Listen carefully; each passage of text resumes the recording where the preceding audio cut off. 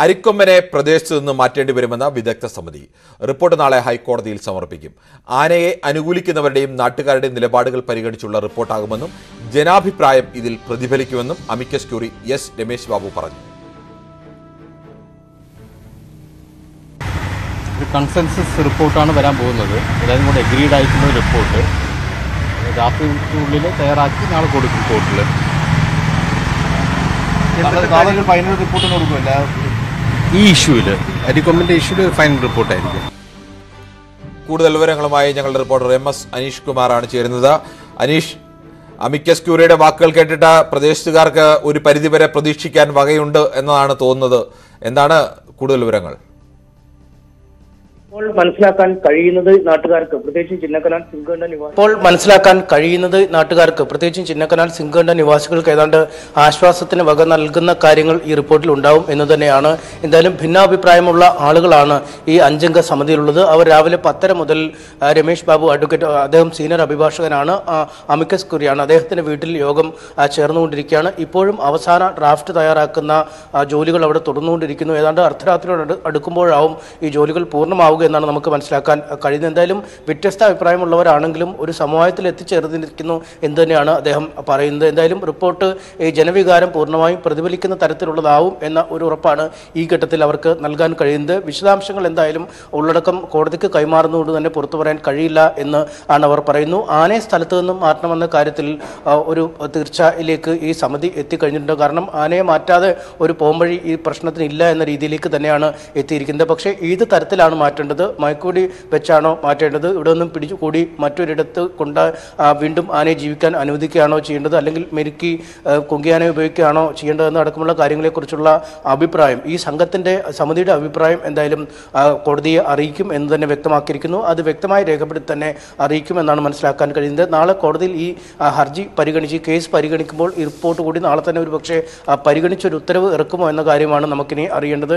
എന്തായാലും ഈ റിപ്പോർട്ടിൻ്റെ അടിസ്ഥാനത്തിലാവും കോടതി ഒരു അന്തിമ തീരുമാനത്തിലേക്ക് എത്തുകയെന്ന് നമുക്ക് മനസ്സിലാക്കാൻ കഴിയുന്നു. ഇതിനിടയിൽ ഇപ്പോൾ ജോസ് കെ മാണി MP ഈ കേസിൽ നേരത്തെ കക്ഷി ചേർന്നിരുന്നു. അദ്ദേഹം ഒരു സത്യവാങ്മൂലം കോടതിയിൽ സമർപ്പിച്ചിട്ടുണ്ട്. ഉപദ്രവകാരിയായ ഒരു ആനയെ ഒരു സ്ഥലത്തു നിന്നും മറ്റൊരു വനമേഖലയിലേക്ക് വിടുന്നത് അത് അനുചിതമായ കാര്യമാണ്, ഉചിതമായ കാര്യമല്ല എന്നാണ് അദ്ദേഹം പറയുന്നത്. മദ്രാസ് ഹൈക്കോടതിയിൽ നേരത്തെ ഉണ്ടായ കേസ് അടക്കമുള്ള ഉദ്ധരിച്ചാണ് അദ്ദേഹം ഇക്കാര്യം ചൂണ്ടിക്കാട്ടിയിരിക്കുന്നത്. എന്തായാലും ഇതടക്കമുള്ള എല്ലാ കാര്യങ്ങളും സമിതിയുടെ പരിഗണനയ്ക്ക് വന്നിട്ടുണ്ട് എന്നാണ് നമുക്ക് മനസ്സിലാക്കാൻ കഴിയുന്നത്. ഒരുപക്ഷെ നാളെ തന്നെ ഇക്കാര്യത്തിലൊരു തീരുമാനം ഉണ്ടായേക്കാം. കിരൺ, ഈ ഒരു സ്ഥലത്ത് നിന്ന് മറ്റു സ്ഥലത്തേക്ക് മാറ്റുക എന്ന് പറയുമ്പോൾ സ്വാഭാവികമായും മനീഷ് ആ പ്രദേശത്തെ ആളുകളുടെ എതിർപ്പും ഒക്കെ ഉയരില്ലേ?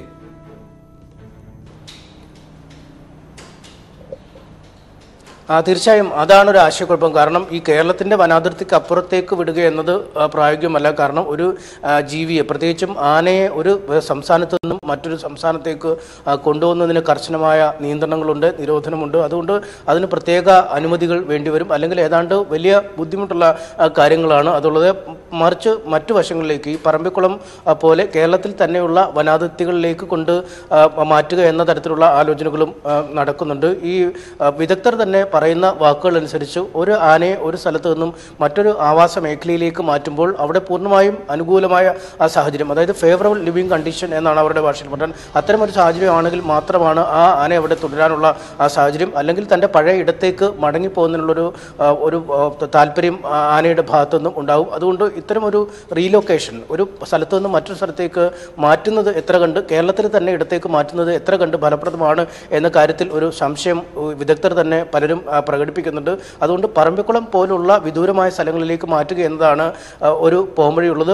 അങ്ങനെയാണെങ്കിൽ ഒരു പക്ഷേ വീണ്ടും പശ്ചിമഘട്ടത്തിലൂടെ സഞ്ചരിച്ച് വീണ്ടും ചിന്നക്കനാലിലേക്ക് മറ്റുമൊക്കെ എത്താനുള്ളൊരു സാധ്യത കുറവാണ്. ആനത്താരകൾ പലയിടത്തും മുറിഞ്ഞു കിടക്കുന്ന അടക്കമുള്ള സാഹചര്യങ്ങളുണ്ട്. അതുകൊണ്ട് പൂർണ്ണമായും തിരിച്ചെത്താൻ കഴിയില്ല എന്നാണ് ഒരു വിഭാഗം ചൂണ്ടിക്കാണിക്കുന്നത്. എന്തായാലും ഏത് തരത്തിൽ വേണം ഈ റീലൊക്കേഷൻ എന്ന കാര്യം സംബന്ധിച്ച് വ്യക്തമായ ഒരു റിപ്പോർട്ട്, ഈ റിപ്പോർട്ടിൽ വിവിധ ഭാഗങ്ങൾ, അതായത് ഫോറസ്റ്റിൻ്റെ ആളുകളുണ്ട്, ഈ സന്നദ്ധ സംഘടനയുമായി ബന്ധപ്പെട്ട ആളുകളുണ്ട്, കേന്ദ്ര സർക്കാരിൻ്റെമായി ബന്ധപ്പെട്ട സംഘടനയുടെ ആളുകളൊക്കെയുണ്ട്, വൈൽഡ് ലൈഫ് ട്രസ്റ്റ് ഓഫ് ഇന്ത്യയുടെ ആളുകൾ, ഇത്തരം ആളുകളൊക്കെ ഉണ്ട്. അവരൊക്കെ ഇതുമായി ബന്ധപ്പെട്ട് അവരുടെ അറിവുകൾ കൂടി പങ്കുവെച്ചുള്ള ഒരു റിപ്പോർട്ടാവും നൽകുക. അതുകൊണ്ട് കോടതി എന്തായാലും എത്തേണ്ട ഒരു തീരുമാനം ഇനി ഏത് തരത്തിലുള്ള ഒരു മാറ്റമാണ് ആനയ്ക്ക് വരുത്തേണ്ടത്, മയക്കുവെടി വെച്ച് പിടികൂടാതെ എങ്ങനെ ആനയെ കൊണ്ടുപോകും, ആനയെ ഈ ശരി, MS അനീഷ് കുമാറാണ് വിവരങ്ങൾ നൽകിയത്. ദേവികുളം തെരഞ്ഞെടുപ്പ് കേസിൽ എ രാജ വീണ്ടും പ്രതിസന്ധിയിൽ. തെരഞ്ഞെടുപ്പ് റദ്ദാക്കിയ ഉത്തരവിന് അനുവദിച്ച 10 ദിവസത്തെ സ്റ്റേ നീട്ടണമെന്ന എ രാജയുടെ ഹർജി ഹൈക്കോടതി തള്ളി. 20 ദിവസം കൂടി സ്റ്റേ നീട്ടണമെന്നായിരുന്നു ആവശ്യം. സുപ്രീം കോടതിക്ക് മാത്രമേ സ്റ്റേ നീട്ടി നൽകാനാവൂ എന്ന് പരാമർശിച്ചുകൊണ്ടാണ് ജസ്റ്റിസ് സോമരാജൻ ഹർജി തള്ളിയത്. ഈ തീരുമാനത്തോടെ എ രാജയുടെ MLA സ്ഥാനം റദ്ദായി. തെരഞ്ഞെടുപ്പ് റദ്ദാക്കിയ രാജയുടെ അപ്പീൽ സുപ്രീം കോടതി ഇതുവരെ പരിഗണിച്ചിട്ടില്ല. ഹർജിയിലെ പിശക് പരിഹരിച്ചാൽ മാത്രമേ ഇത് പരിഗണിക്കൂ. മധു കേസിൽ 14 പേർ കുറ്റക്കാർ.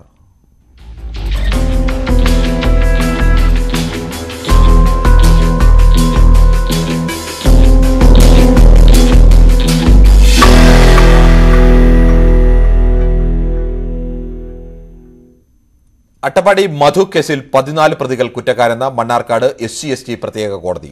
ഇതിൽ 13 പ്രതികൾക്കെതിരെ മനഃപൂർവ്വമല്ലാത്ത നരഹത്യാ കുറ്റമാണ് തെളിഞ്ഞത്. കേസിൽ 2 പേരെ വെറുതെ വിട്ടു. കുറ്റക്കാരായ പ്രതികൾക്ക് നാളെ ശിക്ഷ വിധിക്കും. 1-ാം പ്രതി ഹുസൈൻ, 2-ാം പ്രതി മരക്കാർ, 3-ാം പ്രതി ഷംസുദ്ദീൻ, 5-ാം പ്രതി രാധാകൃഷ്ണൻ, 6-ാം പ്രതി അബൂബക്കർ, 7-ാം പ്രതി സിദ്ദിഖ്, 8-ാം പ്രതി ഉബൈദ്, 9-ാം പ്രതി നജീബ്, 10-ാം പ്രതി ജയ്ജുമോൻ, 12-ാം പ്രതി സജീവ്, 13-ാം പ്രതി സതീഷ്, 14-ാം പ്രതി ഹരീഷ്, 15-ാം പ്രതി ബിജു, 16-ാം പ്രതി മുനീർ എന്നിവരെയാണ് കോടതി കുറ്റക്കാരെന്ന് കണ്ടെത്തിയിരിക്കുന്നത്. 4-ാം പ്രതി അനീഷ്, 11-ാം പ്രതി അബ്ദുൽ കരീം എന്നിവരെ കോടതി വെറുതെ വിട്ടു. പ്രതികൾക്കെതിരെ കൊലക്കുറ്റം തെളിയിക്കാൻ പ്രോസിക്യൂഷന് കഴിഞ്ഞില്ല. എന്നാൽ 16-ാം പ്രതി മുനീർ ഒഴികെ മറ്റു പ്രതികൾക്കെതിരെ 10 വർഷം വരെ ശിക്ഷ കിട്ടാവുന്ന നരഹത്യാ കുറ്റം നിലനിൽക്കുമെന്ന് കോടതി വ്യക്തമാക്കി. 2 പേരെ വെറുതെ വിട്ടതിനെതിരെ അപ്പീൽ പോകുമെന്ന് മധുവിന്റെ കുടുംബം പറഞ്ഞു. 14 പേര് കുറ്റക്കാരാണെന്ന് കണ്ടെത്തിയതിൽ സന്തോഷമുണ്ട്. ബാക്കി 2 പേരെ വെറുതെ വിട്ടതിൽ വിഷമമുണ്ട്.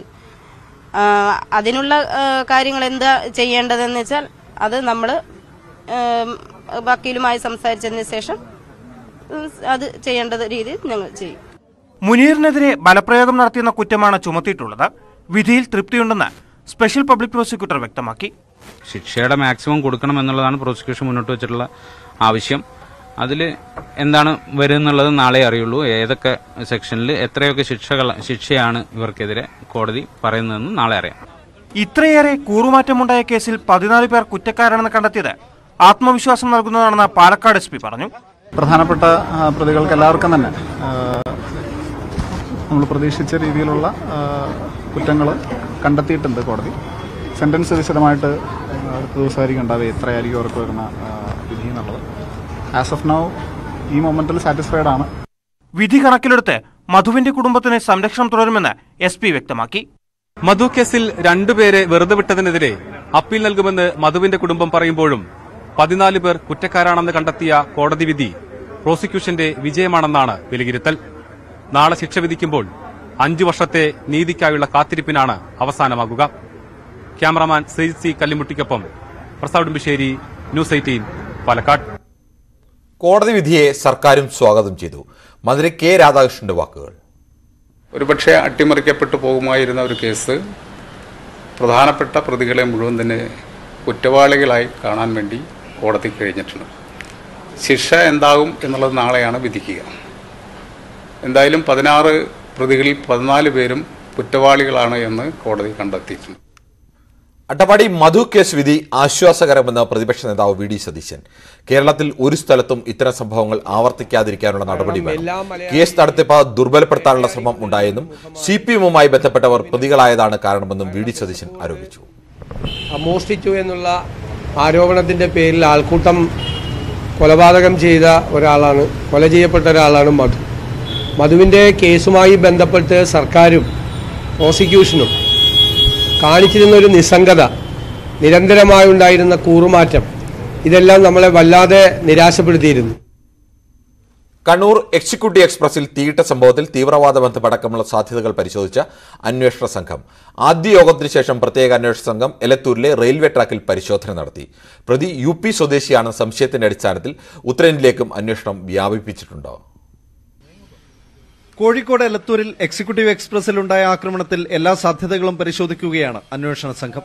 ATS, Kerala police, crime branch, RPF തുടങ്ങി വിവിധ ഏജൻസികളുടെ സംയുക്ത അന്വേഷണമാണ് പ്രതിക്കായി നടക്കുന്നത്. ഇന്നലെ രൂപീകരിച്ച അന്വേഷണ സംഘത്തിന്റെ ആദ്യ യോഗം കോഴിക്കോട് ഉത്തരമേഖല ADGP ഓഫീസിൽ നടന്നു. അന്വേഷണത്തിന് മേൽനോട്ടം വഹിക്കുന്ന ADGP MR അജിത് കുമാറിന്റെ നേതൃത്വത്തിലുള്ള സംഘം ആക്രമണം നടന്ന എലത്തൂരിലെ റെയിൽവേ ട്രാക്കിൽ പരിശോധന നടത്തി. അന്വേഷണം പ്രാഥമിക ഘട്ടത്തിലാണെന്നും കസ്റ്റഡി ഉൾപ്പെടെയുള്ള കാര്യങ്ങളിൽ പ്രതികരിക്കാനാവില്ലെന്നും MR അജിത് കുമാർ. വളരെ പ്രോപ്പറായിട്ടും കോംപ്രഹെൻസീവുമായിട്ടുമാണ് ഇൻവെസ്റ്റിഗേഷൻ ചെയ്യാൻ നമ്മൾ പ്ലാൻ ചെയ്യുന്നത്. അതിന്റെ ഭാഗമായിട്ടുള്ള കാര്യങ്ങൾ ഇപ്പോൾ ചെയ്തു വരുന്നത്. കണ്ണൂരിലെത്തിയ NIA സംഘം ആക്രമണം നടന്ന D1 കോച്ചിൽ പരിശോധന നടത്തി. അന്വേഷണത്തിനായി എലത്തൂരിലും NIA സംഘം എത്തും. പ്രതിയുടേതെന്ന് സംശയിക്കുന്ന ബാഗിൽ നിന്ന് ലഭിച്ച സൂചനകളുടെ അടിസ്ഥാനത്തിൽ UPയിലേക്കും അന്വേഷണം വ്യാപിപ്പിച്ചിട്ടുണ്ട്. റെയിൽവേ സ്പെഷ്യൽ സ്ക്വാഡിന്റെയും UP ATSന്റെയും നേതൃത്വത്തിൽ പശ്ചിമ UPയിലെ വിവിധ മേഖലകളിലും പരിശോധന നടക്കുന്നു. ഷാരൂഖ് സൈഫി എന്ന യുവാവിനെ UP ATS ചോദ്യം ചെയ്തെങ്കിലും കേസുമായി ബന്ധമില്ലെന്ന് കണ്ട് വിട്ടയച്ചു. ഇയാൾ ഡൽഹിക്കപ്പുറം യാത്ര ചെയ്തിട്ടില്ലെന്ന് അന്വേഷണത്തിൽ വ്യക്തമായി. कि कहाँ काम करते हो, कहाँ जाते हो? आपको कुछ भी पता नहीं चला कि किस बारे में ले जा रहे हैं? नहीं. കേസുമായി ബന്ധപ്പെട്ട് സമൂഹമാധ്യമങ്ങളിലൂടെ വ്യാജ പ്രചാരണം നടത്തുന്നവർക്കെതിരെ കർശനമായ നിയമ നടപടികൾ സ്വീകരിക്കുമെന്ന് പോലീസ് മുന്നറിയിപ്പ് നൽകി. എക്സിക്യൂട്ടീവ് എക്സ്പ്രസിൽ തീയിട്ടത് ആസൂത്രിതമായ ആക്രമണമാണ് എന്ന നിഗമനത്തിലാണ് അന്വേഷണ സംഘം. ഹിന്ദുസ്ഥാൻ പെട്രോളിയത്തിന്റെ സ്റ്റോറേജ് ഫെസിലിറ്റിയുള്ള എലത്തൂരിൽ വെച്ച് തന്നെ ആക്രമണം നടന്നത് സംഭവത്തിന്റെ ഗൌരവം വർദ്ധിപ്പിക്കുന്നു. എന്നാൽ ചില സൂചനകളല്ലാതെ പ്രതിയിലേക്കെത്താൻ അന്വേഷണ സംഘത്തിന് സംഭവം നടന്ന് 48 മണിക്കൂറായിട്ടും സാധിച്ചിട്ടില്ല. കോഴിക്കോട് എലത്തൂരിൽ നിന്ന് ഷാഫിക്കൊപ്പം അശ്വിൻ വല്ലത്ത്, ന്യൂസ് 18. കോഴിക്കോട് എലത്തൂരിൽ ട്രെയിനിൽ പെട്രോൾ ഒഴിച്ച് തീ കൊളുത്തിയ സംഭവത്തിന്റെ പശ്ചാത്തലത്തിൽ റെയിൽവേ സ്റ്റേഷനുകളിൽ സുരക്ഷ വർദ്ധിപ്പിച്ചു. ട്രെയിനിൽ കയറുന്ന യാത്രക്കാരെ വിശദമായി പരിശോധിക്കാൻ നിർദ്ദേശം നൽകി. തിരുവനന്തപുരം സെൻട്രൽ, എറണാകുളം സ്റ്റേഷനുകളിൽ പ്രത്യേക പരിശോധന നടത്തി. RPFന്റെയും GRPFന്റെയും സംയുക്ത പരിശോധനയാണ് നടന്നത്. വരും ദിവസങ്ങളിൽ സമാനമായ പരിശോധനകൾ തുടരും. സ്റ്റേഷനുകളിൽ നിരീക്ഷണവും ശക്തമാക്കിയിട്ടുണ്ട്.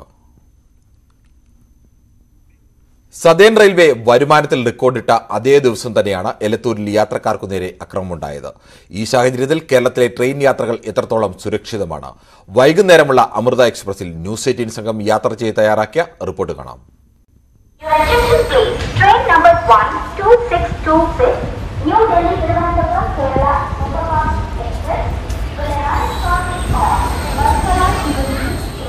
സ്ത്രീകളടക്കമുള്ളവർ സുരക്ഷ പ്രതീക്ഷിച്ചാണ് റെയിൽവേയെ ആശ്രയിക്കുന്നത്.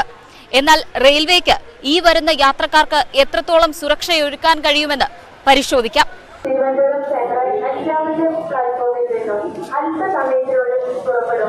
RPFും കേരള പോലീസിന്റെ റെയിൽവേ വിഭാഗവുമാണ് യാത്രക്കാർക്ക് ട്രെയിനുകളിൽ സുരക്ഷ ഒരുക്കുന്നത്.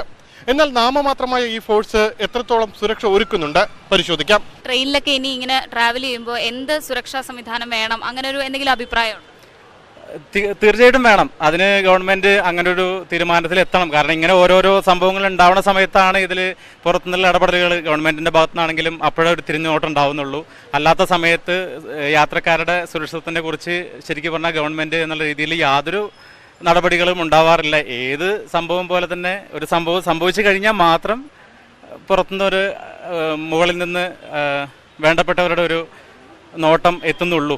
ശരിക്കും പറഞ്ഞാൽ ആശങ്കാജനകമാണ്, പേടിയാണ്, ഭീതിയാണ്. വാർത്ത കേട്ടപ്പോൾ തൊട്ട് വിഷമകരമായിട്ടുള്ള ഒരു വാർത്ത തന്നെയാണ്.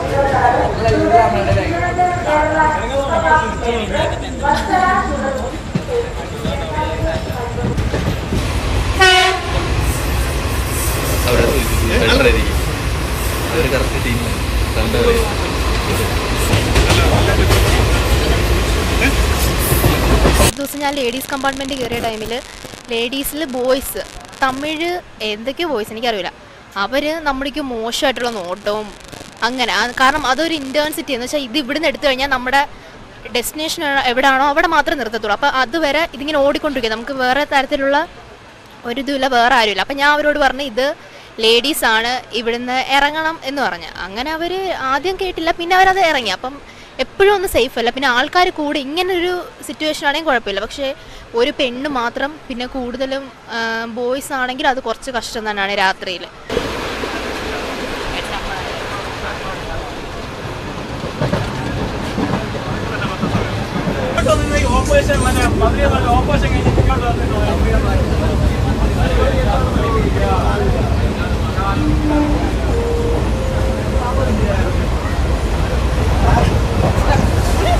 സുരക്ഷയ്ക്ക് തീർച്ചയായിട്ടും ക്യാമറ തീർച്ചയായിട്ടും വേണം.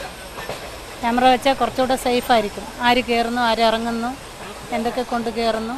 ഒരാളുടെ ലഗേജ് മിസ്സായി പോയാൽ പോലും തീർച്ചയായിട്ടും ഈ ക്യാമറ ഉള്ളത് കൊണ്ട് അവർക്കത് തിരിച്ചു കിട്ടാൻ സാധ്യതയുണ്ട്. പിന്നെ നമ്മുടെ രാജ്യത്ത് നമ്മുടെ ദേശത്തല്ലാത്തവർ കയറിയാലും ആരൊക്കെ കയറുന്നു ഇറങ്ങുന്നു, തീർച്ചയായിട്ടും അത് നല്ല കാര്യമാണ്. ക്യാമറ തീർച്ചയായിട്ടും വെക്കണം. CCTVയുടെ കാര്യം പറയാനാണെങ്കിൽ ഇപ്പം ജനറലില്ല, CCTV സ്ലീപ്പറിലുണ്ട്. അപ്പോൾ അതിനെക്കുറിച്ചിട്ട് എന്തുവാണ് എനിക്ക് അതിൻ്റെ പെർപ്പസ് എന്തൊന്നും മനസ്സിലാവുന്നില്ല. സ്ലീപ്പറിലുണ്ട്, അതെന്ത് ടിക്കറ്റ് എടുക്കാതെ കയറുന്നവർക്ക് വേണ്ടിയിട്ടാണോ? അല്ലാതെ എന്ത് ജനറലിലാണ് വേണ്ടത്. നമ്മൾ അത്യാവശ്യം എല്ലാ സാധാരണക്കാർ പെട്ടെന്ന് ഓടി കയറുന്ന ഒരു സ്ഥലമാണ് ജനറൽ നമ്മുടെ ഇത്. അപ്പോൾ ഏറ്റവും കൂടുതൽ വേണ്ടത് ജനറൽ തന്നെയാണ്. വളരെ കുറച്ച് ദൂരം മാത്രം തിരുവനന്തപുരത്ത് നിന്ന് വർക്കല വരെ മാത്രമാണ് ഞങ്ങൾ സഞ്ചരിച്ചത്.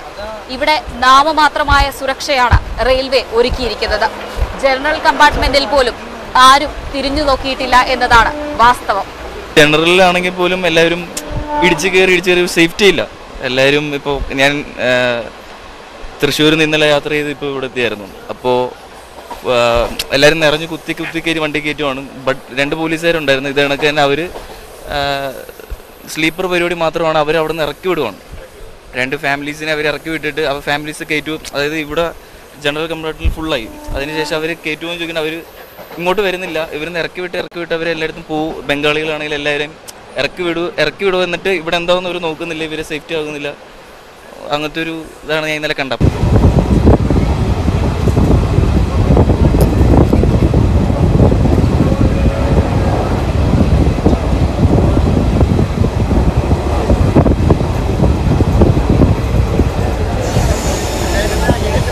ദാരുണമായ ഒരു അക്രമം നടന്ന് 24 മണിക്കൂറുകൾക്കിടയിൽ മാത്രം പകർത്തിയ ദൃശ്യങ്ങളും പ്രതികരണങ്ങളുമാണ് നമ്മൾ കണ്ടത്. ഇത്രത്തോളം മാത്രമാണ് ട്രെയിനുകളിൽ സുരക്ഷ ഒരുക്കിയിട്ടുള്ളത്. സുരക്ഷിത യാത്ര പ്രതീക്ഷിച്ചു വരുന്നവർ സ്വയം സുരക്ഷ അവർ തന്നെ കരുതേണ്ടി വരുമെന്ന് ചുരുക്കം.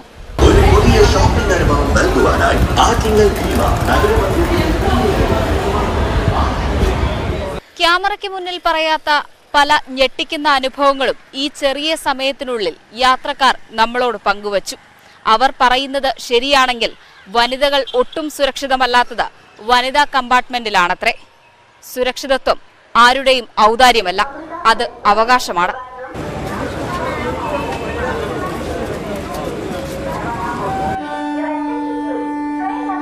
ജീവനക്കാരുടെ അപര്യാപ്തതയടക്കം സുരക്ഷ നൽകാത്തതിന് പല ന്യായീകരണങ്ങളും ഇവർ നിരത്തും. എന്നാൽ ന്യായീകരണങ്ങളൊന്നും സുരക്ഷയ്ക്ക് പകരമാകില്ല. സുരക്ഷ നൽകിയേ മതിയാകൂ. ക്യാമറാമൻ അരുൺ പാലോടിനും ഐശ്വര്യ അനിലിനുമൊപ്പം ഉമേഷ് ബാലകൃഷ്ണൻ, ന്യൂസ് 18 തിരുവനന്തപുരം. ട്രെയിനിൽ പെട്രോൾ ഒഴിച്ചത് അട്ടിമറിയാണോ എന്ന് സംശയിക്കുന്നതായി BJP നേതാവും റെയിൽവേ പാസഞ്ചേഴ്സ് അമ്യൂണിറ്റി ചെയർമാനുമായ PK കൃഷ്ണദാസ്. ഇത്തരം പ്രവർത്തനം തീവ്രവാദ സംഘടനകളാണ് നടത്തുന്നത്. വടക്കൻ കേരളത്തിൽ മുമ്പും റെയിൽവേ അട്ടിമറി ശ്രമം ഉണ്ടായിട്ടുണ്ടെന്നും PK കൃഷ്ണദാസ് പറഞ്ഞു. അക്രമി ഏതെങ്കിലും ഒരു യാത്രക്കാരനെ ലക്ഷ്യമിട്ടുകൊണ്ടല്ല ഈ തീവെപ്പ് നടത്തിയിട്ടുള്ളത്. അതായത് നിരപരാധികളായ യാത്രക്കാരെ കൊല്ലുക എന്ന ഉദ്ദേശത്തോടു കൂടി തന്നെയാണ് ഈ പ്രവർത്തനം നടത്തിയിട്ടുള്ളത്. ഇത്തരം പ്രവർത്തനം സാധാരണ നടത്താറ് തീവ്രവാദ സംഘടനകളിൽപ്പെട്ട ആളുകളാണ്. പക്ഷേ ഇക്കാര്യത്തിൽ ഏതായാലും കേന്ദ്ര ഏജൻസിയും അതുപോലെ സംസ്ഥാന ഏജൻസികളൊക്കെ അന്വേഷണം നടത്തുന്നുണ്ട്. ഏതായാലും ഞാൻ മനസ്സിലാക്കുന്നത് ഏതാനും ദിവസങ്ങൾക്കുള്ളിൽ ഇതിന്റെ ഒരു പൂർണ്ണമായ ചിത്രം നമുക്ക് ലഭിക്കും എന്നുള്ളതാണ്.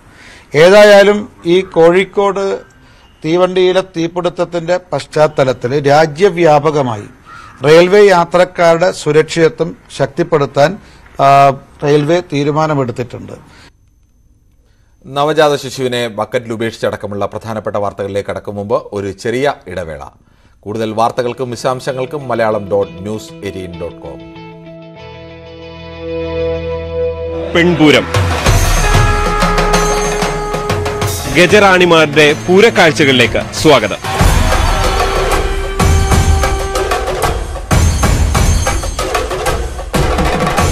കൊടുങ്ങൂരിലെ പെൺപൂരം ഇന്നു രാത്രി 9:30.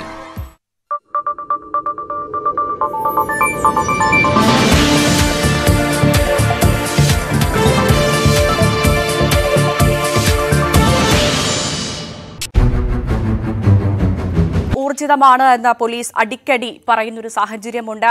അപ്പോൾ ഞാനിപ്പോൾ പറഞ്ഞു നിർത്തിയതുപോലെ തന്നെ ഒരാൾക്ക്, ഒരു സാധാരണക്കാരൻ അറിയേണ്ടത് പ്രതിയിലേക്ക് പോലീസ് എത്തിയോ അല്ലെങ്കിൽ എപ്പോഴെത്തും, എപ്പോൾ പിടിക്കാനാകും ഈ ഒരു പ്രതിയെ എന്നാണ്. പ്രത്യേകിച്ചും ഈ ഒരു സാഹചര്യം എന്ന് പറയുന്നത് ഒരു ഏറ്റവും കൂടുതൽ ആളുകൾ ഉപയോഗിക്കുന്ന ട്രെയിൻ ഗതാഗതത്തെ ചോദ്യം ചെയ്യുന്ന ഒരു സംഭവമാണ് ഉണ്ടായിരിക്കുന്നത്.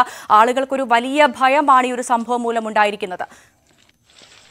ഭവ്യ, ഇക്കാര്യത്തിൽ പോലീസിന്റെ അന്വേഷണം ഒറ്റയ്ക്കല്ല. പോലീസും അതുപോലെ RPF-ഉം ATS-ഉം അങ്ങനെ 3-4 ലെയറുകളായിട്ടാണ് ഈ അന്വേഷണം കിടക്കുന്നത്. അതുകൊണ്ട് തന്നെ പോലീസിന് ഒറ്റയ്ക്ക് ഇക്കാര്യത്തിൽ ചില കാര്യങ്ങൾ വിശദീകരിക്കാൻ കഴിയില്ല എന്ന് തന്നെയാണ് മനസ്സിലാക്കുന്നത്. അതുകൊണ്ടാണ് ഈ പോലീസ് കസ്റ്റഡി കാര്യത്തെക്കുറിച്ചോ മറ്റ് കൂടുതൽ പേരെ ചോദ്യം ചെയ്യാൻ വിളിപ്പിക്കുന്നതിനെ കുറിച്ചോ ഒക്കെ മൗനം പാലിക്കുന്നത് എന്ന് വേണം കരുതാൻ. നിലവിൽ ഈ കേസ് ദേശീയ തലത്തിൽ തന്നെ ശ്രദ്ധ കിട്ടിയ ഒരു സാഹചര്യത്തിൽ എല്ലാ പഴുതുകളും അടച്ചുകൊണ്ടുള്ള അന്വേഷണം തന്നെയാണ് പോലീസിന്റെയും മറ്റ് അന്വേഷണ ഏജൻസികളുടെയും ഭാഗത്തു നിന്നും പുരോഗമിക്കുന്നത്. ഇന്ന് RPF-ന്റെ IG കണ്ണൂരിലും എലത്തൂരിലും കോഴിക്കോടുമൊക്കെ സന്ദർശനം നടത്തിയിരുന്നു. അദ്ദേഹം പറഞ്ഞത് ഈ കേസിൽ കേരള പോലീസ് തന്നെയാണ് മുഖ്യമായിട്ടും ഇക്കാര്യങ്ങൾ അന്വേഷിക്കുന്നത്. ഈ പ്രതിയുമായി ബന്ധപ്പെട്ട സൂചനകൾ അത് ഉത്തരേന്ത്യയിലും മറ്റ് സംശയമുള്ള എല്ലാ മേഖലകളിലും പരിശോധന നടത്തി തന്നെ ആണ് മുന്നോട്ട് പോകുന്നത്. നിലവിൽ ഭീകരവാദം ആണോ അല്ലയോ എന്നൊന്നും പറയാൻ കഴിയുന്ന ഒരു സാഹചര്യമല്ല ഉള്ളത്. അതുകൊണ്ട് തന്നെ കുറച്ച് സമയം കൂടി ഇതിൽ വേണ്ടിവരും എന്ന സൂചന തന്നെയാണ് അന്വേഷണ ഏജൻസികളിൽ നിന്നും നമുക്ക് ലഭിക്കുന്നത്. നിലവിൽ കസ്റ്റഡിയിലുള്ള നോയിഡ സ്വദേശി എന്ന് കരുതുന്ന ആൾ, അയാളുടെ വിശദാംശങ്ങൾ, അയാളുടെ മൊബൈൽ ഫോണിൽ നിന്നും ഡയറിയിൽ നിന്നും കിട്ടിയ കാര്യങ്ങൾ, ഇതെല്ലാം ഒത്തുചേർത്താണ് പോലീസിന്റെയും മറ്റ് അന്വേഷണ ഏജൻസികളുടെയും അന്വേഷണം ഇപ്പോൾ പുരോഗമിക്കുന്നത്. സംശയമുള്ളവരെ എല്ലാം കസ്റ്റഡി എടുത്ത് ചോദ്യം ചെയ്യുന്നുണ്ട്. അത് ഉത്തരേന്ത്യയിലും പലയിടത്തും സംശയമുള്ളവരെ അന്വേഷണ സംഘം ചോദ്യം ചെയ്യുന്ന ഒരു സാഹചര്യമാണ് ഉള്ളത്. നിലവിൽ ഈ ഒരു ഭീകരാക്രമണത്തിന്റെ സാധ്യത അന്വേഷണ സംഘങ്ങൾ തള്ളിക്കളയാത്തത് കൊണ്ട് തന്നെ, പഴുതടച്ചുകൊണ്ട് തന്നെ ഒരു അന്വേഷണം ഏജൻസികൾക്ക് നടത്തേണ്ടതുണ്ട്. ആ സാഹചര്യത്തിലാണ് ഇപ്പോൾ പ്രതിയെ കസ്റ്റഡിയിലെടുത്തതിനെ കുറിച്ചുള്ള വ്യക്തമായ ഒരു വിവരം പോലീസ് നൽകാത്തതെന്ന് വേണം അനുമാനിക്കാൻ. എന്തായാലും ഇത്തരത്തിൽ വലിയൊരു ആക്രമണം ഇനി ഒരിക്കലും, അല്ലെങ്കിൽ ഒരു ആക്രമണം ഒരിക്കലും നമ്മുടെ രാജ്യത്ത് ഇനി ഉണ്ടാവരുത്. ആ ഒരു കാര്യം ഉറപ്പുവരുത്തേണ്ട ഉത്തരവാദിത്തം റെയിൽവേക്കും നമ്മുടെ അധികൃതർക്കും തന്നെയാണ്. അതുകൊണ്ട് തന്നെ ഒരു പഴുതടച്ച അന്വേഷണം ഈ കാര്യത്തിൽ ഉണ്ടാകും എന്ന് തന്നെ പറയാൻ സാധിക്കുമായിരിക്കും അല്ലെ? പ്രത്യേകിച്ചും ഈ അക്രമങ്ങൾക്കും കവർച്ചകൾക്കും ഒക്കെ ഇരയായിക്കൊണ്ടിരിക്കുന്ന യാത്രക്കാരുടെ മുൻപിൽ ശുഭയാത്ര എന്നുള്ളൊരു ബോർഡ് എഴുതി എന്ന റെയിൽവേ മുദ്രാവാക്യമാണ് റെയിൽവേ ഉയർത്തുന്നത്. അതുകൊണ്ട് തന്നെ ശുഭയാത്ര ഉണ്ടാവണമെങ്കിൽ ഇനി ഇത്തരത്തിലൊരു സംഭവങ്ങൾ ആവർത്തിക്കാതിരിക്കാനുള്ള എല്ലാ തരത്തിലുള്ള സജ്ജീകരണങ്ങളും ഉണ്ടാവേണ്ടതുണ്ട്.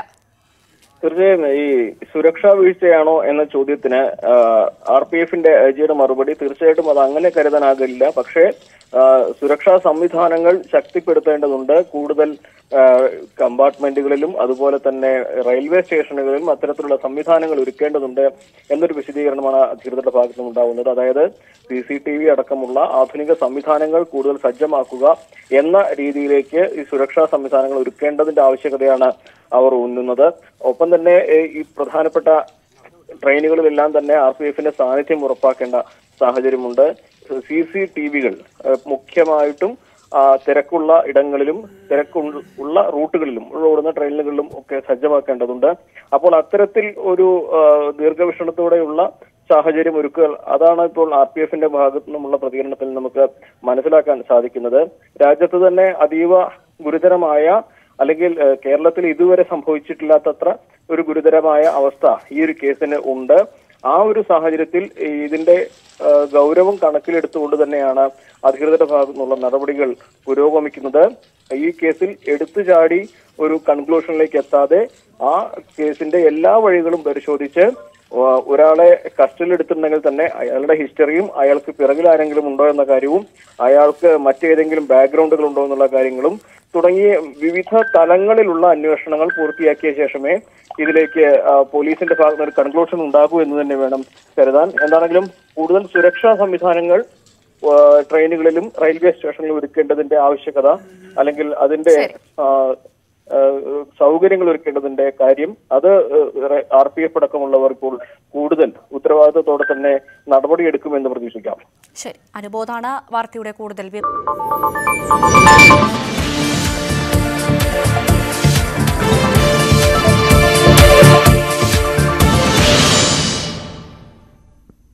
ആറന്മുളയിൽ പ്രസവശേഷം ബക്കറ്റിൽ ഉപേക്ഷിച്ച നിലയിൽ കണ്ടെത്തിയ നവജാത ശിശുവിന്റെ ആരോഗ്യനില ഗുരുതരമായി തുടരുകയാണ്. മുളക്കുഴ സ്വദേശിനിയും അമ്മയും ചേർന്ന് കുളിമുറിയിലെ ബക്കറ്റിൽ ഉപേക്ഷിച്ച കുഞ്ഞിനെ പോലീസ് എത്തിയാണ് ആശുപത്രിയിൽ എത്തിച്ചത്. സംഭവത്തിൽ യുവതിക്കെതിരെ ആറന്മുള പോലീസ് കേസെടുത്തു. വീട്ടിൽ വെച്ച പ്രസവം നടന്നുവെന്നും കുട്ടി മരിച്ചുപോയെന്നും ധരിപ്പിച്ചാണ് ചെങ്ങന്നൂരിലെ സ്വകാര്യ ആശുപത്രിയിൽ പത്തനംതിട്ട സ്വദേശിയായ അമ്മയും മകളും ഇന്ന് രാവിലെ എത്തുന്നത്. കുട്ടി എവിടെയെന്ന ആശുപത്രി അധികൃതരുടെ ചോദ്യത്തിന് ആറന്മുളയിലെ വീട്ടിൽ മറവു ചെയ്തുവെന്നായിരുന്നു ഇവർ നൽകിയ മറുപടി.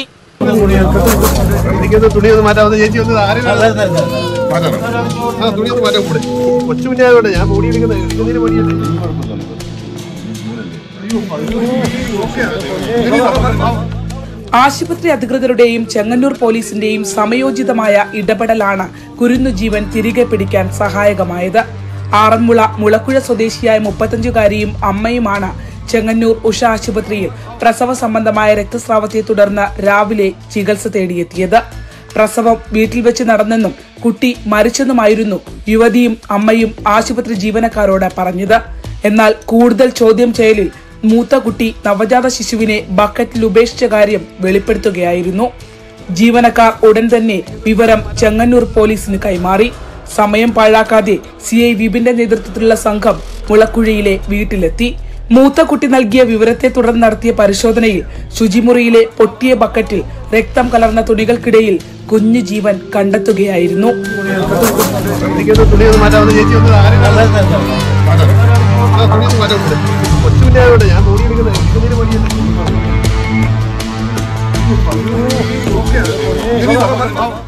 SI അഭിലാഷിന്റെ നേതൃത്വത്തിലുള്ള സംഘം കുട്ടിയുമായി അടുത്തുള്ള ആശുപത്രിയിലേക്ക് പാഞ്ഞു.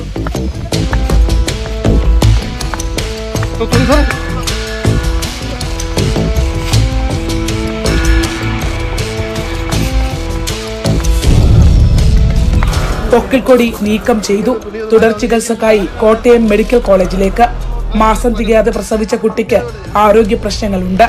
അവരുടെ സ്റ്റേറ്റ് പ്രകാരം കുട്ടി ജനത്തോടെ മരിച്ചെന്നാണ് അവർ പറഞ്ഞത്. നമുക്ക് അതിനകത്ത് ക്രെഡിബിലിറ്റി തോന്നിയില്ല. എന്താണ് അതിൻ്റെ സത്യാവസ്ഥ എന്ന് അറിയാൻ വേണ്ടിയാണ് നമ്മൾ ആ സീനിലേക്ക് ചെന്നത്. ഇങ്ങനെ ബക്കറ്റിൽ ഒരു വോയിസ് കേട്ടതും തുണി മാറ്റി നോക്കി പെട്ടെന്ന് തന്നെ നമുക്ക് നമ്മൾ ഞെട്ടിപ്പോയി, ഷോക്കായി പോയി.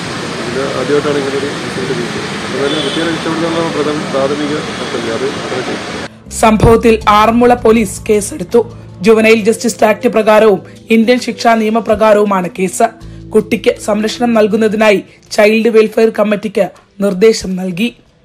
അമ്മുമ്മയിൽ നിന്നും പോലീസ് ചോദിച്ചറിഞ്ഞ വിവരങ്ങൾ നിരവധി വൈരുദ്ധ്യങ്ങൾ ഉണ്ട് എന്നാണ് അന്വേഷണ സംഘത്തിന്റെ വിലയിരുത്തൽ.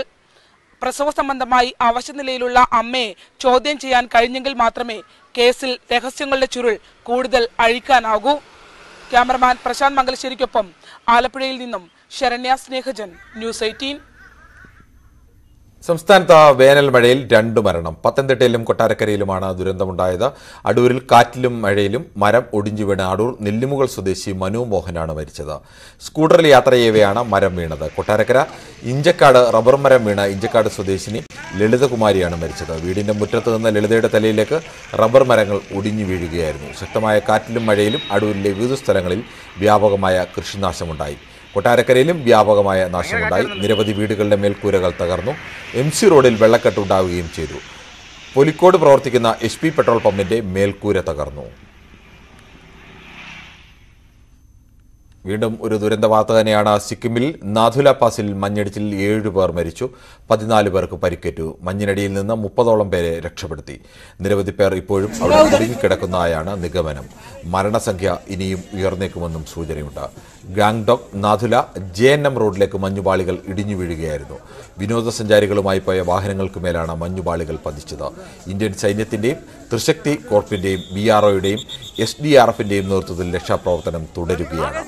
മഞ്ഞിടിച്ചിലിനെ തുടർന്ന് തടസ്സപ്പെട്ട ഗതാഗതം പിന്നീട് പുനഃസ്ഥാപിച്ചു. പ്രദേശത്ത് കുടുങ്ങിപ്പോയ 350ഓളം വിനോദസഞ്ചാരികളെ അവിടെ നിന്ന് മാറ്റി.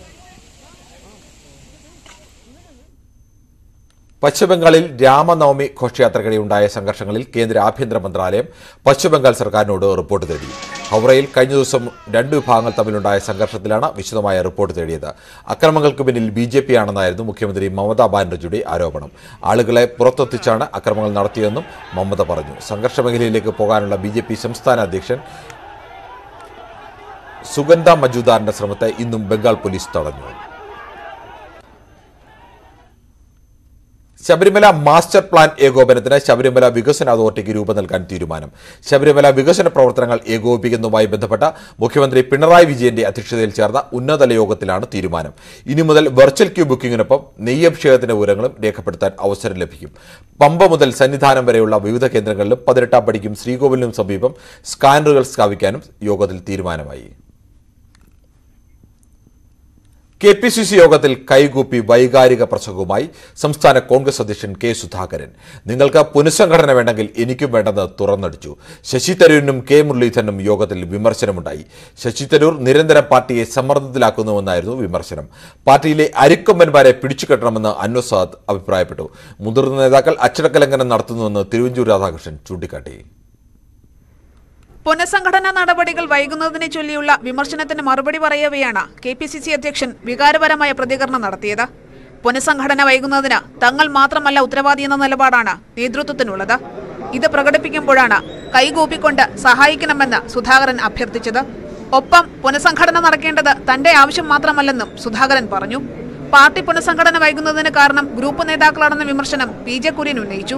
ഗ്രൂപ്പിന് വിധേയമാകാതെ പ്രവർത്തിക്കാനാണ് അധ്യക്ഷന് AICC മാൻഡേറ്റ് നൽകിയതെന്നും കുര്യൻ ഓർമ്മിപ്പിച്ചു.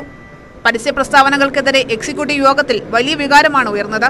ശശി തരൂരിനും കെ മുരളീധരനുമെതിരെ കടുത്ത ഭാഷയിലായിരുന്നു വിമർശനങ്ങൾ. പാർട്ടിയിൽ സ്ഥിരമായി പ്രശ്നം സൃഷ്ടിക്കുന്ന അരിക്കൊമ്പന്മാരുണ്ടെന്നും അവരെ നിലയ്ക്ക് നിർത്തണമെന്നും അൻവർ സാദത്ത് MLA ആവശ്യപ്പെട്ടു. മുതിർന്ന നേതാക്കൾ തന്നെ അച്ചടക്ക ലംഘനം നടത്തുന്നുവെന്ന് തിരുവഞ്ചൂർ രാധാകൃഷ്ണനും വ്യക്തമാക്കി. തരൂർ നിരന്തരം പാർട്ടിയെ വെട്ടിലാക്കി സമ്മർദ്ദം സൃഷ്ടിക്കുന്നുവെന്ന് ജോൺസൺ എബ്രഹാം വിമർശനമുയർത്തിയപ്പോൾ കടുത്ത ഭാഷയിലായിരുന്നു PJ കുര്യന്റെ കുറ്റപ്പെടുത്തൽ. നയപരമായ കാര്യങ്ങളിൽ പാർട്ടിയുടെ ലക്ഷ്മണരേഖ കടക്കുന്ന തരൂരിന് സംഘടനയുടെ അച്ചടക്കമറിയില്ലെന്നായിരുന്നു കുറ്റപ്പെടുത്തൽ. KPCC പ്രസിഡന്റ് തരൂരിനോട് സംസാരിക്കണമെന്നും PJ കുര്യൻ ആവശ്യപ്പെട്ടു. പാർട്ടിയിൽ ഭിന്നതയുണ്ടെന്ന് പുറത്തുവരുന്നത് പിണറായി വിജയൻ സർക്കാരിന് നേട്ടമാകുന്നുവെന്നും തിരുവഞ്ചൂർ രാധാകൃഷ്ണൻ നേതാക്കൾക്ക് മുന്നറിയിപ്പ് നൽകി. KPCC ഓഫീസിലേക്ക് ഒരു ദിവസമെങ്കിലും കല്ലെറിഞ്ഞില്ലെങ്കിൽ ചില നേതാക്കൾക്ക് ഉറക്കം വരില്ലെന്നായിരുന്നു മുരളീധരനെ ലക്ഷ്യമിട്ടുള്ള MA നസീറിന്റെ പരോക്ഷ വിമർശനം. ന്യൂസ് 18 തിരുവനന്തപുരം. KSRTC മാനേജ്മെന്റിനെതിരെ വിമർശനവുമായി മുഖ്യമന്ത്രി. മാനേജ്മെന്റ് ചുമതലകൾ വികേന്ദ്രീകരിക്കുന്നത് നടപ്പാക്കിയില്ല. മേഖലാതലത്തിൽ കാര്യങ്ങൾ നിയന്ത്രിക്കാൻ പറ്റിയ ആളുകൾ തലപ്പത്തുണ്ടാവണം. പറയുമ്പോൾ മാത്രം യോജിച്ചാൽ പോരാ, പ്രവൃത്തിയിൽ വരണമെന്നും മുഖ്യമന്ത്രി പറഞ്ഞു. ആരോഗ്യ പ്രവർത്തകർക്ക് നേരെയുള്ള അതിക്രമങ്ങൾ തടയാൻ സമഗ്ര നിയമനിർമ്മാണം നടത്തുമെന്ന് ആരോഗ്യമന്ത്രി വീണ ജോർജ്. ഇതിനായി കാലോചിതമായി നിയമ ഭേദഗതി വരുത്തും. ആരോഗ്യ സ്ഥാപനങ്ങളിലെ എല്ലാ വിഭാഗം ജീവനക്കാരുടെയും സുരക്ഷിതത്വം ഉറപ്പുവരുത്താനുള്ള നിയമമായിരിക്കും ഇതെന്നും ആരോഗ്യ പ്രവർത്തകർക്ക് നേരെയുള്ള അതിക്രമം തടയാനുള്ള നിയമനിർമ്മാണത്തിനായുള്ള വിവിധ സംഘടനകളുടെ പ്രാഥമിക യോഗത്തിൽ സംസാരിക്കുകയായിരുന്നു മന്ത്രി. ആരോഗ്യവകുപ്പ് അഡീഷണൽ ചീഫ് സെക്രട്ടറി, ഡോക്ടർമാരുടെയും ജീവനക്കാരുടെയും വിവിധ സംഘടനാ പ്രതിനിധികൾ എന്നിവർ യോഗത്തിൽ പങ്കെടുത്തു. 2 മാസത്തെ ക്ഷേമ പെൻഷൻ തുകയായ 3200 രൂപ ഒരുമിച്ച് വിതരണം ചെയ്യുമെന്ന് സർക്കാർ. ഇതിനായി 1871 കോടി രൂപ അനുവദിച്ചു. 62 ലക്ഷത്തോളം പേർക്കുള്ള സർക്കാരിന്റെ വിഷു കൈനീട്ടമാണിതെന്നും ധനമന്ത്രി KN ബാലഗോപാൽ പറഞ്ഞു. 2 മാസത്തെ ക്ഷേമ പെൻഷൻ തുകയായ 3200 രൂപ ഏപ്രിൽ മാസം 10-ാം തീയതി മുതൽ വിതരണം ചെയ്യുമെന്നും മന്ത്രി അറിയിച്ചു. തിരുവനന്തപുരം പേട്ട പോലീസ് സ്റ്റേഷനിൽ CPM അതിക്രമം. കസ്റ്റഡിയിലെടുത്ത ഡിവൈഎഫ്ഐ നേതാവിനെ വിട്ടയക്കണമെന്നാവശ്യപ്പെട്ടായിരുന്നു അതിക്രമം. ഞായറാഴ്ച രാത്രിയായിരുന്നു സംഭവം. ഭക്ഷണം കഴിക്കുന്നതിനിടെ തട്ടുകട ഉടമയും ഡിവൈഎഫ്ഐ നേതാവും തമ്മിൽ തർക്കമുണ്ടായി. സ്റ്റേഷനിലേക്ക് പോലീസ് കൊണ്ടുപോയ ഡിവൈഎഫ്ഐ നേതാവിനെ വിടണമെന്നാവശ്യപ്പെട്ടാണ് പേട്ട ബ്രാഞ്ച് സെക്രട്ടറി രതീഷിന്റെ നേതൃത്വത്തിലുള്ള CPM പ്രവർത്തകർ സ്റ്റേഷനിലെത്തിയത്. തട്ടുകട ഉടമ പരാതിയില്ലെന്ന് അറിയിച്ചതിനെ തുടർന്ന് ഡിവൈഎഫ്ഐ നേതാവിനെ വിട്ടയച്ചു. അതേസമയം ഔദ്യോഗിക കൃത്യനിർവഹണം തടസ്സപ്പെടുത്തിയതിനും സ്റ്റേഷനിലേക്ക് അതിക്രമിച്ച് കടക്കാൻ ശ്രമിച്ചതിനും രതീഷ് ഉൾപ്പെടെ 5 പേർക്കെതിരെ പോലീസ് കേസെടുത്തു.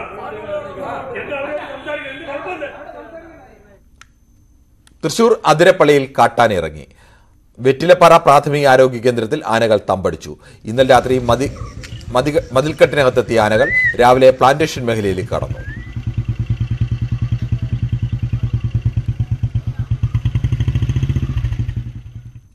ഒരു ചെറിയ ഇടവേളയിലേക്ക് കൂടി. കൂടുതൽ വാർത്തകൾക്കും വിശദാംശങ്ങൾക്കും malayalam.news18.com.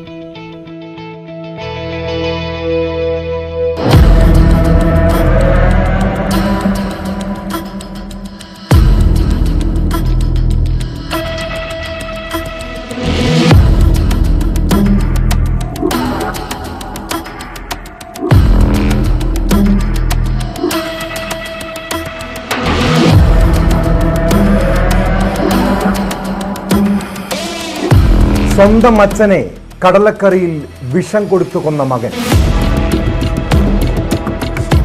ഡോക്ടർ മയൂർനാഥ് ലക്ഷ്യമിട്ടത് അച്ഛന്റെ ജീവൻ മാത്രമോ? പോലീസ് പട്രോൾ രാത്രി 10-ന്.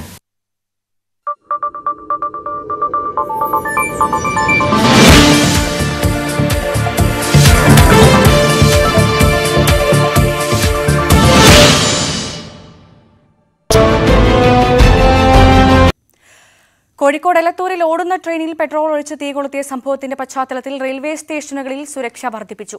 ട്രെയിനിൽ കയറുന്ന യാത്രക്കാരെ വിശദമായി പരിശോധിക്കാൻ നിർദ്ദേശം നൽകി. തിരുവനന്തപുരം സെൻട്രൽ, എറണാകുളം സ്റ്റേഷനുകളിൽ പ്രത്യേക പരിശോധന നടത്തും. RPFും GRPയും സംയുക്തമായാണ് പരിശോധന നടത്തുന്നത്. തിരികെ ലേഡീസ് ബാൻഡിലേക്ക്. കോഴിക്കോട് എലത്തൂരിൽ ഓടുന്ന ട്രെയിനിൽ പെട്രോൾ ഒഴിച്ച് തീ കൊളുത്തുകയും തുടർന്ന് 2 വയസ്സുള്ള കുഞ്ഞടക്കം വീണ് മരിക്കുകയും ചെയ്ത സംഭവത്തിൽ വ്യാപക പരിശോധന. റെയിൽവേ സ്പെഷ്യൽ സ്ക്വാഡിന്റെയും UP ATSന്റെയും നേതൃത്വത്തിലാണ് പശ്ചിമ UPയിലെ വിവിധ മേഖലകളിൽ പരിശോധന നടത്തുന്നത്. കേസിൽ തീവ്രവാദ ബന്ധമടക്കമുള്ള കാര്യങ്ങളും പരിശോധിക്കുന്നു. അതേസമയം അന്വേഷണം പ്രാഥമിക ഘട്ടത്തിലെന്ന് ADGP MR അജിത് കുമാർ പറഞ്ഞു. SITയുടെ ആദ്യത്തെ മീറ്റിംഗാണ് നടത്തിയത്. SIT ഫോം ചെയ്യുന്ന ശേഷം SIT ടീം അംഗങ്ങളെ വിളിച്ച് ഓരോരുത്തരുടെയും ടാസ്ക് എന്താണെന്ന് ഡിവൈഡ് ചെയ്ത് കൊടുക്കുകയും ചെയ്തു. ഒരു കോഴ്സ് ഓഫ് ഇൻവെസ്റ്റിഗേഷൻ നമ്മൾ പ്ലാൻ ചെയ്ത് ചാർട്ട് ഔട്ട് ചെയ്തിട്ടുണ്ട്. അത് പ്രകാരം ബാക്കിയുള്ള കാര്യങ്ങൾ ചെയ്യാനാണ് ഇപ്പോൾ തീരുമാനിച്ചിരിക്കുന്നത്. ഈ കേസുമായിട്ട് ബന്ധപ്പെട്ട് എന്തൊക്കെയാണ് നടപടി എടുക്കേണ്ടത് അതെല്ലാം ചെയ്യും.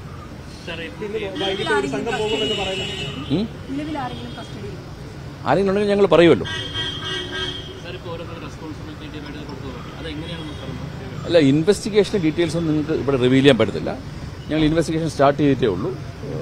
വളരെ പ്രോപ്പറായിട്ടും കോംപ്രഹെൻസീവായിട്ടുമാണ് ഇൻവെസ്റ്റിഗേഷൻ ചെയ്യാൻ നമ്മൾ പ്ലാൻ ചെയ്യുന്നത്. അതിന്റെ ഭാഗമായിട്ടുള്ള കാര്യങ്ങൾ ഇപ്പോൾ ചെയ്തു വരുന്നത്. എന്തായാലും രാത്രി ട്രെയിനിൽ കയറിയ അക്രമി കോച്ചിൽ പെട്രോൾ ഒഴിച്ച് തീ കൊളുത്തി 3 പേരുടെ മരണത്തിനിടയാക്കിയ സംഭവം രാജ്യത്തെ തന്നെ ഞെട്ടിക്കുന്നതാണ് എന്നുള്ള കാര്യത്തിൽ സംശയമില്ല. ആക്രമണത്തിന്റെ കൃത്യമായ മാനങ്ങൾ അറിയാനിരിക്കുന്നതേയുള്ളൂ. എന്തായാലും അതീവ സുരക്ഷാ വീഴ്ച അതുണ്ടായി എന്ന കാര്യത്തിൽ ആർക്കും സംശയമുണ്ടാവില്ല. നമ്മുടെ ട്രെയിൻ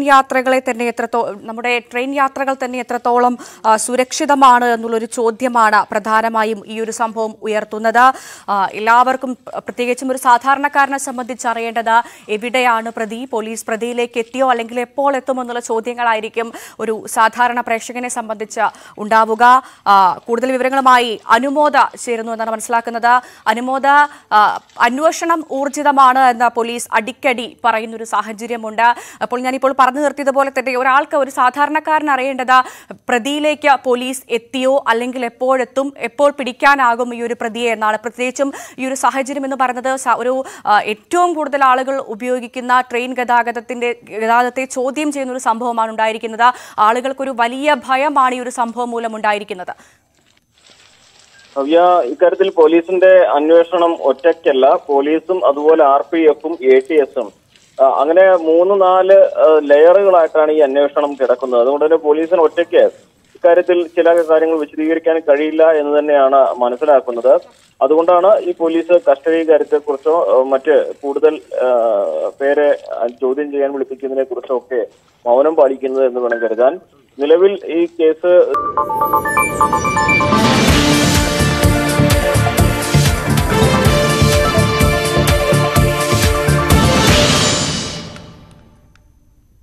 പോൺ സ്റ്റാർ സ്റ്റോമി ഡാനിയൽസിന് പണം നൽകിയെന്ന കേസിൽ US മുൻ പ്രസിഡന്റ് ഡൊണാൾഡ് ട്രംപ് ഇന്ന് കോടതിയിൽ കീഴടങ്ങും.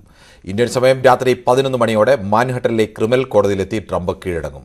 ഇതിനു മുന്നോടിയായി ഫ്ലോറിഡയിലെ വസതിയിൽ നിന്നും ന്യൂയോർക്ക് സിറ്റിയിലേക്ക് ട്രംപ് എത്തിയിട്ടുണ്ട്. കോടതിയിൽ ഹാജരായി കുറ്റപത്രം വായിച്ചു കേട്ട ശേഷം ട്രംപ് മടങ്ങും.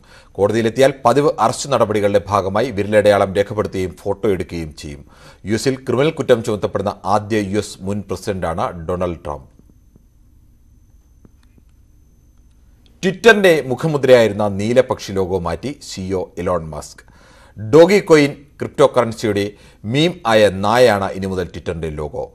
ഷീബ ഇനു എന്ന നായയുടെ മുഖമാണ് ഡെസ്ക്ടോപ്പ് പതിപ്പിലെ ലോഗോയ്ക്ക് നൽകിയത്. ഡെസ്ക്ടോപ്പ് വെർഷനിൽ ഈ മാറ്റം നിലവിൽ വന്നിട്ടുണ്ട്. തിരുവനന്തപുരം ലോ കോളേജിൽ അധ്യാപികയെ ആക്രമിച്ച കേസിൽ പ്രതികളുടെ മുൻകൂർ ജാമ്യാപേക്ഷ തള്ളി. SFI പ്രവർത്തകരായ പ്രതികൾ പരീക്ഷ എഴുതാനാണ് മുൻകൂർ ജാമ്യം തേടിയത്. ഇത്തരം വിദ്യാർത്ഥികളുടെ ഇടയിൽ അധ്യാപകർക്ക് എന്തു സുരക്ഷയെന്ന് കോടതി തിരിച്ചു ചോദിച്ചു. 7 പ്രതികളുടെ ജാമ്യാപേക്ഷയാണ് കോടതി തള്ളിയത്. തിരുവനന്തപുരം 2ാം അഡീഷണൽ ജില്ലാ സെഷൻസ് കോടതിയാണ് ഹർജി പരിഗണിച്ചത്. മറ്റു ചില വാർത്തകൾ ചുരുക്കത്തിൽ. ലോക കേരള സഭയുടെ വിദേശ സമ്മേളനം ടൂറിനു വേണ്ടിയെന്ന് പ്രതിപക്ഷ നേതാവ് വി ഡി സതീശൻ. ഇതുവരെ കണ്ടതിൽ ഏറ്റവും വലിയ സാമ്പത്തിക പ്രതിസന്ധിയിലാണ് സംസ്ഥാനം. 125 കോടി PR ക്യാമ്പയിന് വേണ്ടി ചെലവഴിക്കുകയാണെന്നും വി ഡി സതീശൻ.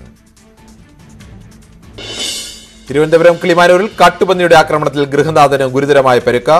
വർത്തൂർ സ്വദേശി അപ്പുക്കുട്ടനാണ് പരിക്കേറ്റത്. ഉച്ചയ്ക്ക് 3 മണിയോടെ വീട്ടുമുറ്റത്തെ കിണറിനരികിൽ നിന്ന അപ്പുക്കുട്ടന് നേരെ പന്നി പാഞ്ഞെത്തി ഇടിച്ചു തെറിപ്പിക്കുകയായിരുന്നു. താമരശ്ശേരി ചുരത്തിൽ ടിപ്പർ ലോറിയുമായി കൂട്ടിയിടിച്ച ബൈക്ക് യാത്രികരിൽ ഒരാൾ മരിച്ചു. വയനാട് സുൽത്താൻ ബത്തേരി സ്വദേശി മുഹമ്മദ് റാഷിദാണ് മരിച്ചത്. കൂടെയുണ്ടായിരുന്ന ഷെരീഫിനെ പരിക്കുകളോടെ ആശുപത്രിയിൽ പ്രവേശിപ്പിച്ചു. പുത്തൻവേലിക്കരയിൽ പെട്രോൾ പമ്പിന് സമീപം ഓടിക്കൊണ്ടിരുന്ന കാറിന് തീപിടിച്ചു. പുത്തൻവേലിക്കര സ്വദേശി പൗലോസ് എന്നയാളുടെ വാഹനത്തിനാണ് തീപിടിച്ചത്. കൊടുഞ്ചൂടിൽ ആശ്വാസമായി നിയമസഭാ മന്ദിരത്തിന് മുന്നിലെ തണ്ണീർപ്പന്തൽ. കേരള ലെജിസ്ലേച്ചർ സെക്രട്ടേറിയറ്റ് സ്റ്റാഫ് അസോസിയേഷനാണ് തണ്ണീർപ്പന്തൽ ഒരുക്കിയത്. മനുഷ്യർക്ക് മാത്രമല്ല പക്ഷികൾക്ക് ദാഹമാകറ്റാനുള്ള ക്രമീകരണവും നിയമസഭാ വളപ്പിൽ ഒരുക്കിയിട്ടുണ്ട്. കൊച്ചിയിൽ ഒരു കുടുംബത്തിലെ 3 പേരെ മരിച്ച നിലയിൽ കണ്ടെത്തി. പനങ്ങാട് ചേനപ്പത്ത് ആണ് സംഭവമുണ്ടായത്. ഭാര്യയും മകനെയും കൊലപ്പെടുത്തിയ ശേഷം ഗൃഹനാഥൻ തൂങ്ങി മരിച്ച നിലയിലാണ് കാണപ്പെട്ടത്. രാവിലോടെയാണ് മൂവരെയും മരിച്ച നിലയിൽ കണ്ടെത്തിയത്. പനങ്ങാട് ചേപ്പനം സ്വദേശികളായ മണിയൻ, ഭാര്യ സരോജിനി, മകൻ സനോജ് എന്നിവരാണ് മരിച്ചത്. ഭാര്യ സരോജിനിയെയും മകൻ സനോജിനെയും വെട്ടിയും മൂർച്ചയേറിയ കല്ലുകൊണ്ട് ഇടിച്ച് കൊലപ്പെടുത്തിയ ശേഷം മണിയൻ ആത്മഹത്യ ചെയ്യുകയായിരുന്നുവെന്നാണ് പ്രാഥമിക നിഗമനം. സമീപത്ത് താമസിക്കുന്ന സഹോദരി രാവിലെയോടെ മണിയന്റെ വീട്ടിലെത്തിയപ്പോഴാണ് മരണവിവരം പുറത്തറിയുന്നത്. മകൻ സനോജിന് ഏറെ നാളായി മാനസികാസ്വാസ്ഥ്യത്തിന് ചികിത്സ നടത്തി വരികയായിരുന്നു കുടുംബം. കടുത്ത സാമ്പത്തിക പ്രതിസന്ധിയും ഇവരെ അലട്ടിയിരുന്നു. തുടർന്ന് ഭാര്യയെയും മകനെയും കൊലപ്പെടുത്തി മണിയൻ ആത്മഹത്യ ചെയ്യുകയായിരുന്നുവെന്നാണ് പോലീസിന്റെയും പ്രാഥമിക വിലയിരുത്തൽ. മകൻ മനോജ് 36 വയസ്സ്, മാനസിക അസുഖമുള്ളതാണ്. എല്ലാ ദിവസവും വീട്ടിൽ പ്രശ്നങ്ങളാണ്. ഈ മാനസിക വർഷങ്ങളായിട്ട് തുടങ്ങിയ ചികിത്സയിലാണ്. പക്ഷെ അതിനൊരു കുറവില്ലായിരുന്നു. അച്ഛൻ്റെ ജോലി ചെയ്യുന്നത് ലോട്ടറിയാണ്. ലോട്ടറി വിറ്റ് ഉപജീവന മാർഗം നടത്തുന്ന സ്ഥിതിയാണുള്ളത്. ഭാര്യയാണെങ്കിൽ വീടുകളിൽ പണിക്ക് പോയി. അങ്ങനെയാണ് അവർ കുടുംബം എത്തിക്കുന്നത്. വളരെ സാമ്പത്തികമായി പിന്നോക്കം നിൽക്കുന്നതും വിഷമതയുള്ള ഒരു കുടുംബമാണ് അത്. സംഭവ സ്ഥലത്ത് ACP രാജ്കുമാറിന്റെ നേതൃത്വത്തിലുള്ള പോലീസ് സംഘം വിശദമായ പരിശോധന നടത്തി. നിലവിൽ മരണങ്ങളിൽ ദുരൂഹതയില്ലെന്ന് ACP വ്യക്തമാക്കി. നിലവിൽ 3 പേര് മരിച്ചിട്ടുണ്ട്. 2 പേർക്ക് പരിക്കേറ്റിട്ടാണ് മരിച്ചേക്കണത്. അത് കഴുത്തിൽ വെട്ടുണ്ട്. 2 പേരെയും കഴുത്തിൽ വെട്ട് കാണുന്നുണ്ട്. കാലുകളിൽ വെട്ട് കാണുന്നുണ്ട്. ഇവിടെ താമസിക്കുന്ന ഗൃഹനാഥൻ ആത്മഹത്യ ചെയ്തതായിട്ട് മനസ്സിലാവുന്നുണ്ട്. തൂങ്ങി മരിച്ചായിട്ടാണ് കാണുന്നത്. ഇനിയിപ്പോൾ ഇതിലേക്കായിട്ട് ഇപ്പോൾ സയന്റിഫിക് അസിസ്റ്റന്റും ഫിംഗർ പ്രിന്റും ഒക്കെ ഇവിടെ വരുന്നുണ്ട്. അവരുടേതായ ഒരു ഇൻവെസ്റ്റിഗേഷൻ, അവരുടേതായ ഫൈൻഡിങ്സ് ഉണ്ടാവും. പനങ്ങാട് പോലീസ് സ്ഥലത്തെത്തി ഇൻക്വസ്റ്റ് നടപടികൾ സ്വീകരിച്ചു. വിരലടയാള വിദഗ്ധർ, ഫോറൻസിക് സംഘം എന്നിവരും വീട്ടിൽ പരിശോധന നടത്തി. ന്യൂസ് 18 കൊച്ചി. ഫുഡ് കോർട്ട് ശൃംഖലയിലേക്ക് കടന്ന ശാന്തിഗിരി ആശ്രമം. തിരുവനന്തപുരം ചാലയിൽ ആദ്യ കേന്ദ്രം തുറന്നു. ആഹാരത്തോടൊപ്പം ആരോഗ്യം എന്ന ലക്ഷ്യത്തോടെയാണ് സംസ്ഥാന വ്യാപകമായി ഭക്ഷണ കേന്ദ്രങ്ങൾ തുറക്കുന്നത്. സ്വാമി ഗുരുരത്നം ജ്ഞാനതപസ്വി ആദ്യ ഷോപ്പിന്റെ ഉദ്ഘാടനം നിർവഹിച്ചു. സാഹിത്യകാരനും ജീവകാരുണ്യ പ്രവർത്തകനുമായ സബീർ തിരുമല പങ്കെടുത്തു. കോവിഡ് കാലത്ത് കുടുംബം സാമ്പത്തികമായി ബുദ്ധിമുട്ടിലായപ്പോൾ കലിഗ്രാഫിയിലേക്ക് എത്തിയ ശ്യാമല ഇപ്പോൾ ഈ മേഖലയിലെ താരമാണ്. തൃശൂർ പെരിഞ്ഞനം സ്വദേശി ശ്യാമലയ്ക്ക് ഇപ്പോൾ അറബിക് കാലിഗ്രാഫി അന്നത്തോടൊപ്പം അഭിനിവേശം കൂടിയാണ്.